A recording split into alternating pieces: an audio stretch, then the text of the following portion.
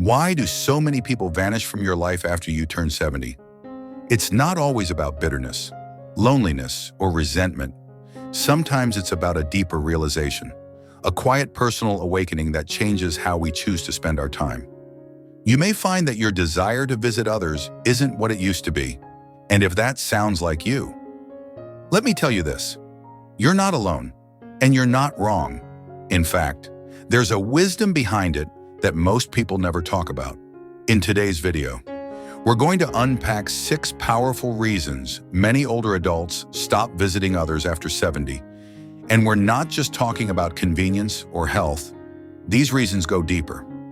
They explain why stepping away from certain social habits is not a sign of decline, but a sign of growth, of clarity, of choosing peace over pretense. This isn't about turning your back on people. It's about finally turning toward yourself. So if you've ever found yourself saying, "I just don't feel like going anymore," stay with us, because by the end of this video, you might not only understand why you feel this way, but you might also start feeling proud of it. Number 1, emotional boundaries. After 70, one of the most surprising awakenings is realizing just how much emotional energy certain visits require. You might expect physical fatigue after going out, but the emotional drain that sneaks up on you, conversations that used to feel lighthearted can now feel heavy. Listening to others complain, manage drama, or talk endlessly without asking how you are can leave you mentally exhausted. You walk away from those visits not refreshed, but depleted. It becomes clear that not every interaction is good for your spirit. And while people often assume you're pulling away because of age or illness, the truth is you're just more selective with where you invest your heart. Emotional boundaries become a form of survival, not selfishness. You're no longer willing to sacrifice your peace just to keep up appearances or meet someone else's expectations. This shift is actually a powerful sign of psychological growth. In earlier years, we're taught to please others, to be polite, to show up even when we don't feel like it. But aging invites us to unlearn some of that.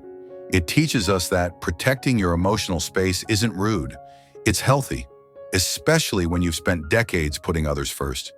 There comes a time when you have to honor your own needs too. Think about someone like Benjamin, 82. He used to visit his brother's house every other Sunday. But over time, he noticed something. Every visit turned into an argument about politics, the past, old family wounds. Benjamin would leave feeling anxious and angry, needing hours to calm down. One day, he quietly decided to stop going. His brother didn't understand, but Benjamin did.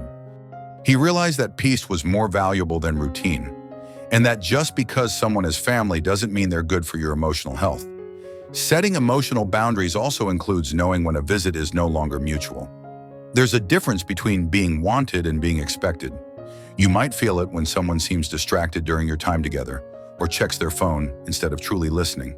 That feeling of being tolerated rather than cherished becomes impossible to ignore with age. So instead of chasing one-sided relationships, you start preserving your time for people who uplift you. This isn't about cutting people off or harboring resentment. It's about honoring your emotional well-being in the same way you would honor a sore back or aching feet. You wouldn't walk 5 miles on a twisted ankle, so why walk into conversations that twist your heart? And sometimes the greatest gift you can give yourself after 70 is the permission to stop showing up in places that no longer feel like home. As we grow older, this boundary setting often stems from a lifetime of experiences that have taught us the cost of unchecked emotions. We've seen how holding onto toxic interactions can lead to long-term stress, affecting not just our mood but our overall health. Studies in gerontology highlight how seniors who prioritize emotional health report higher levels of life satisfaction. It's like tending to a garden. You prune the overgrown branches to let the sunlight in. For many, this means reevaluating friendships that have faded or family ties that have become strained. It's not rejection, it's refinement. And in that process, you discover a newfound freedom, where your heart feels lighter and your days more purposeful. Number 2, time revaluation. One of the wisest realizations that comes with age is this: Time is no longer something you trade freely in your younger years. You may have spent entire afternoons at family gatherings or hours chatting with neighbors out of politeness, thinking there was always more time to spare. But once you pass 70, something shifts. Time no longer feels endless. It feels rare, precious, and incredibly personal. That means every moment you give to someone has to feel worth it, not in a transactional way, but in a deeply emotional sense. This isn't about being selfish. It's about honoring what your time truly means to you. Now, every hour spent with others is 1 hour not spent on your own healing, resting, or exploring what still brings you joy. At this age, you understand more than ever that there are only so many mornings left to sip your coffee in peace, only so many walks to take in the sun, only so many books you'll read or songs you'll hum quietly to yourself. That's not depressing, that's empowering. This is why many seniors gradually stop visiting certain people, not out of resentment, but because they've redefined what their time is for. It's for the things that replenish them, not the things that drain them. It's for deep, meaningful connections, not small talk that goes in circles. It's for their own dreams, no matter how small or simple. Rather than constantly adjusting to fit into someone else's plans, take someone like Harriet, 76. For decades, she drove 3 hours every month to visit her cousin. They'd chat, eat, watch the same television shows, and then she'd drive back. But after a while, Harriet began to notice that those visits no longer gave her the joy they once did. They weren't bad, but they weren't fulfilling either, and 3 hours each way started to feel like a hefty price. One day she said, "I'd rather spend that time at the lake with my sketch pad." And so she did. And you know what? She felt lighter, more alive. It's a form of maturity that many don't talk about, the ability to say no, thank you, and not feel bad about it. You're not being rude. You're being wise with what you have left.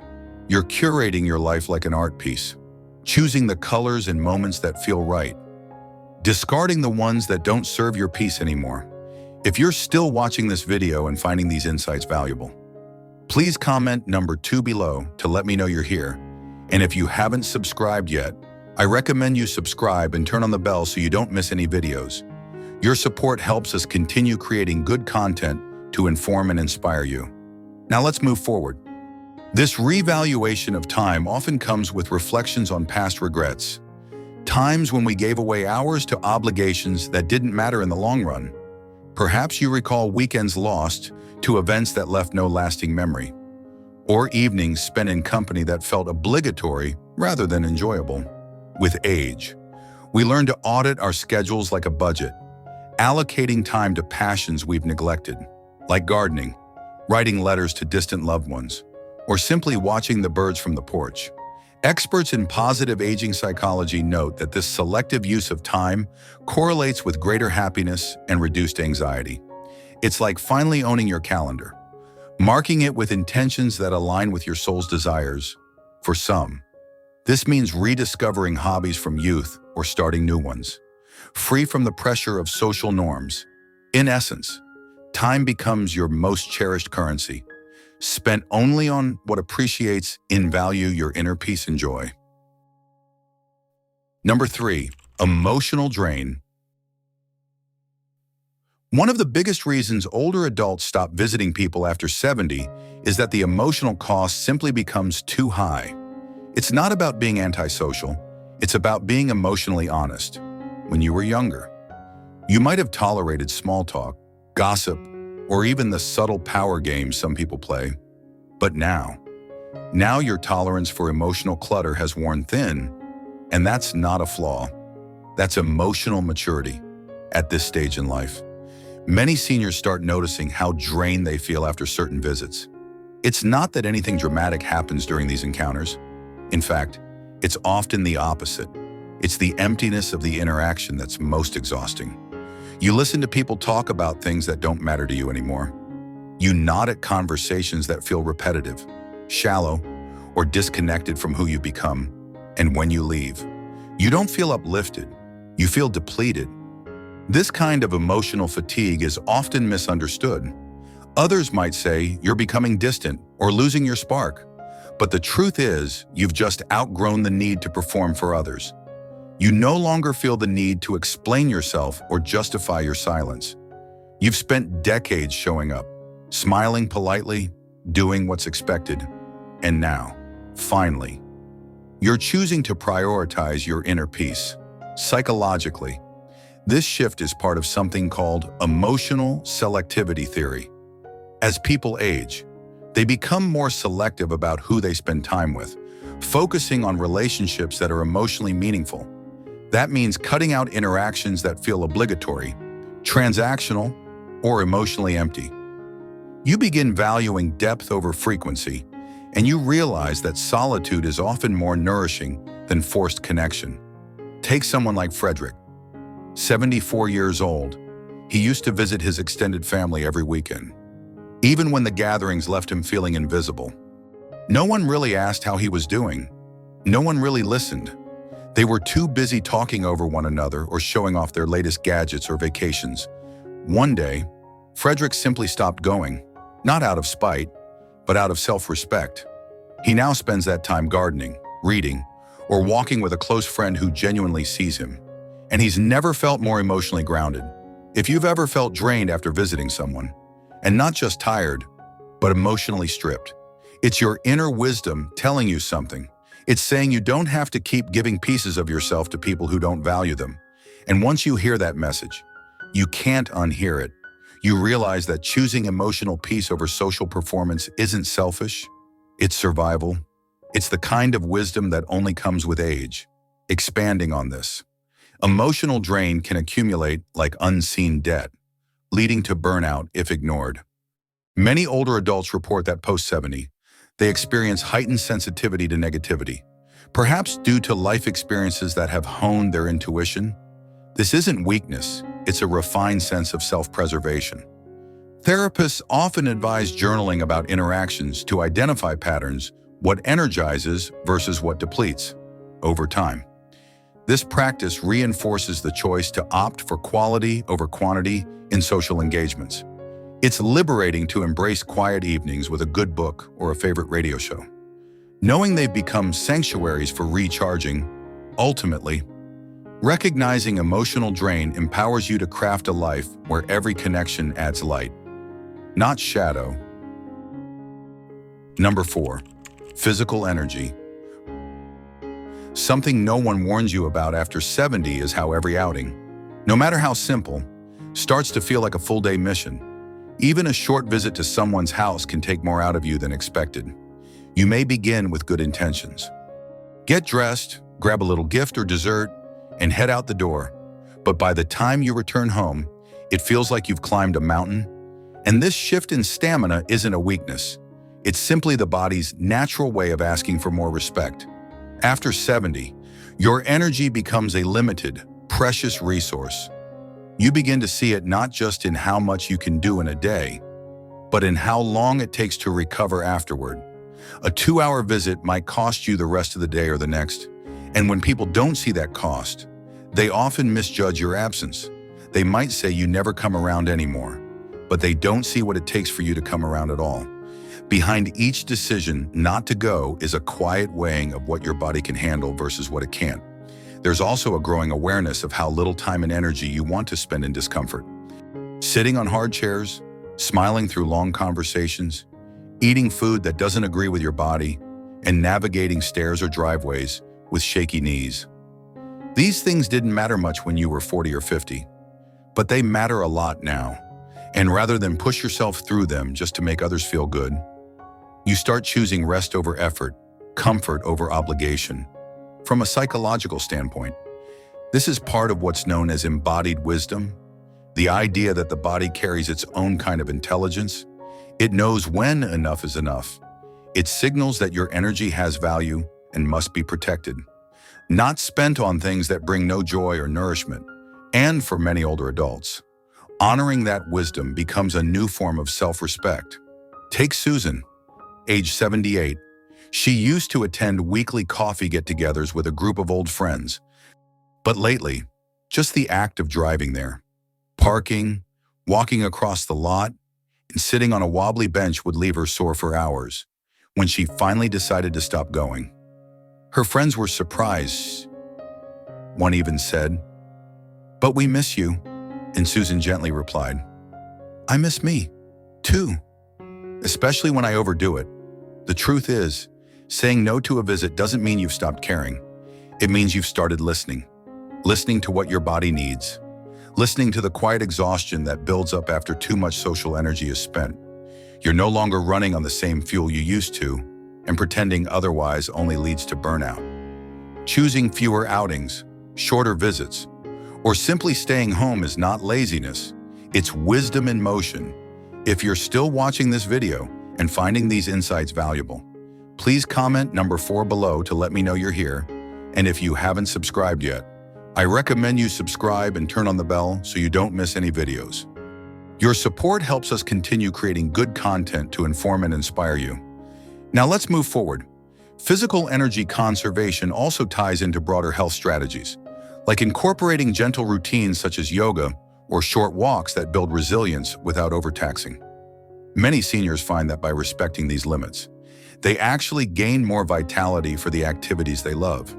It's a shift from quantity of experiences to quality, where a peaceful nap or a home-cooked meal becomes as fulfilling as any outing.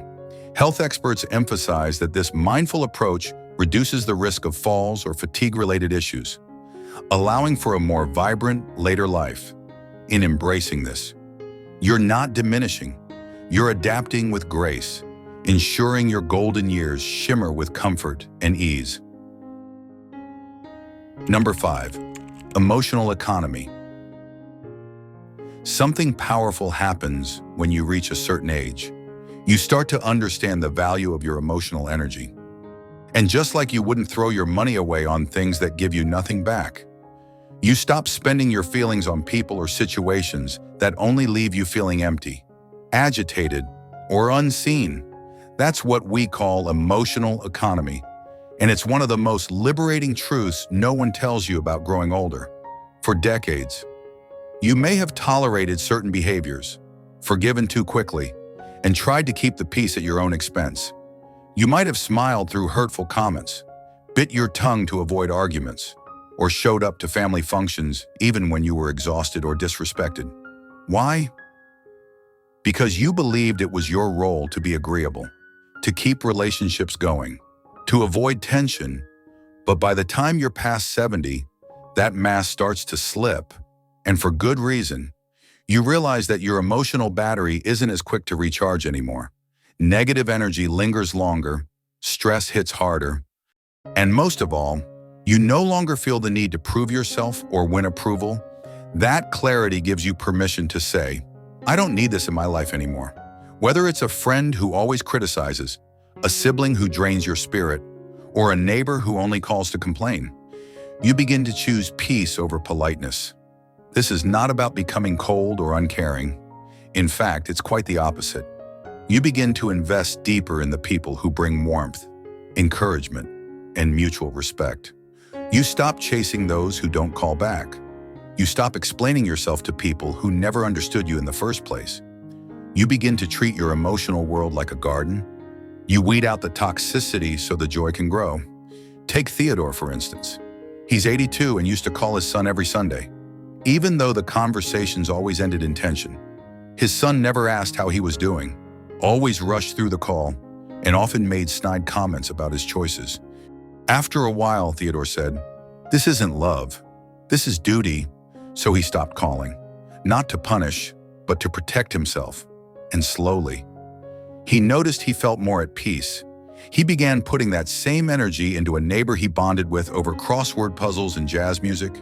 That's what emotional economy looks like. At this stage of life, you start to realize that you have a right, no, a responsibility to protect your emotional well-being. You've earned the right to guard your peace without apology. You no longer have to attend every argument you're invited to. You don't need to chase love or convince anyone of your worth. You know who you are, what you offer, and what you will no longer tolerate. This is a kind of emotional wisdom that younger people often can't fully grasp yet, but it becomes crystal clear after 70. You stop giving energy to people who only bring chaos And in that stillness, in that quiet distance, you rediscover parts of yourself that were buried under years of emotional obligation. You finally feel what it's like to breathe freely with no guilt, no drama, no noise. And that's not selfish. That's survival. To deepen this practice, consider reflecting on past relationships through a lens of reciprocity, what gave back as much as it took.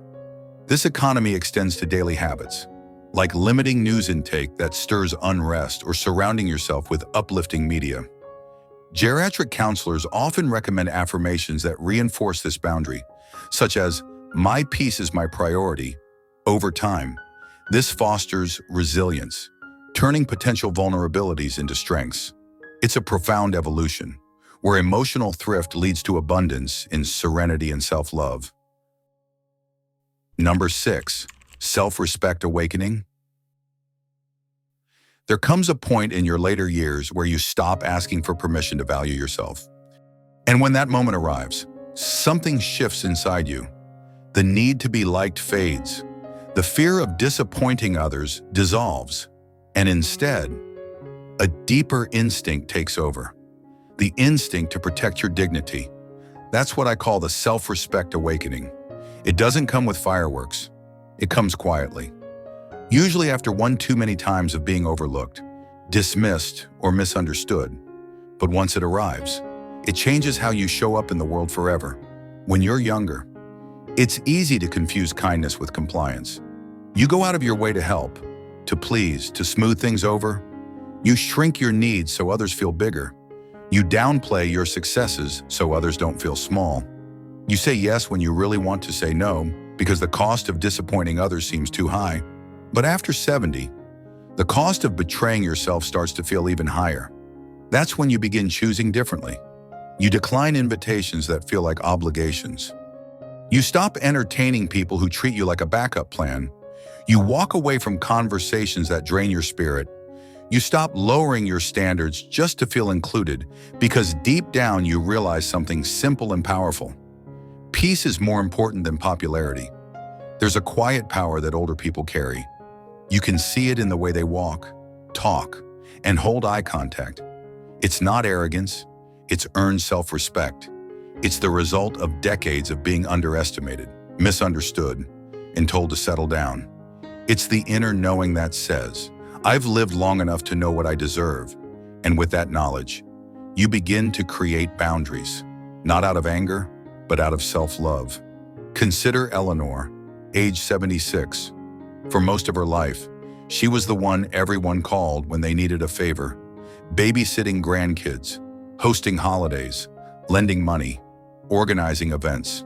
She did it all, often at the expense of her own health. But a year ago, she decided to change.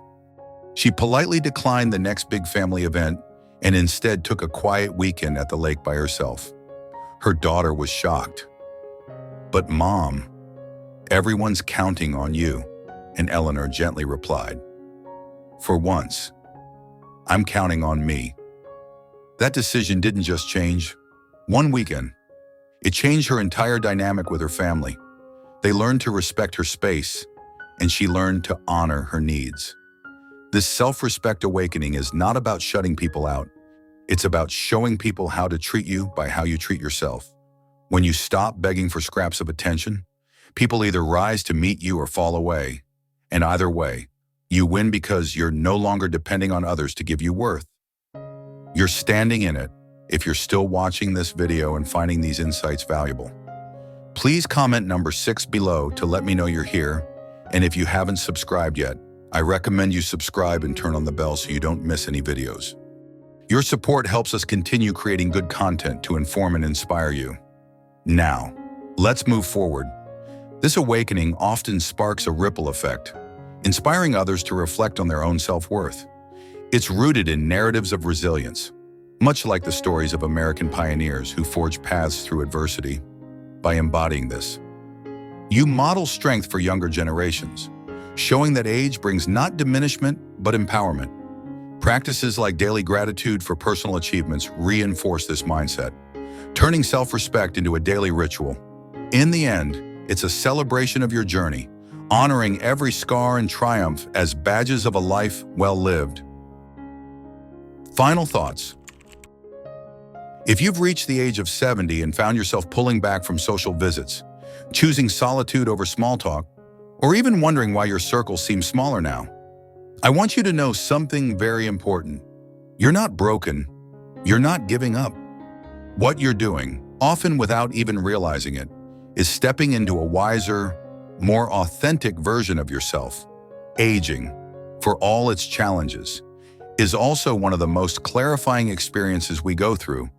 It strips away the fluff, the noise, the shoulds, and the have to. It helps you see with sharper eyes and feel with a softer heart.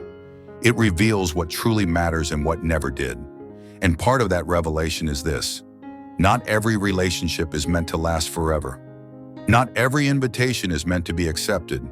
And not every version of yourself is meant to stay the same. You are evolving, and that evolution sometimes means walking away from people, places, or routines that no longer serve your peace. It means protecting your energy like it's sacred, because it is. It means choosing depth over drama, honesty over harmony, and truth over tradition. And while that may seem lonely at times, it's actually where your truest self begins to shine. So if you've stopped visiting people as often, don't let guilt whisper that you're being selfish. You're being selective. If you find yourself enjoying quiet mornings instead of noisy gatherings, that doesn't make you distant. It means you're listening to the rhythm of your own soul. And if others don't understand, that's okay. Not everyone is meant to walk with you into your wisest season. You've earned this peace. You've earned the right to prioritize yourself. And you've earned the wisdom to know that stepping back isn't the same as giving up. It's growing up gracefully. Thank you for joining us today. We'd love to hear from you. Leave a comment below and share one thing you learned today and how you plan to use it in your life. Your thoughts are important to us, so don't hesitate to share them. Reading your comments gives us great motivation and encouragement. If you enjoyed this video and found it helpful, please like, subscribe, and share. Your support helps us continue creating good content to inform and inspire you. Thanks for watching, and we look forward to seeing you in the next video.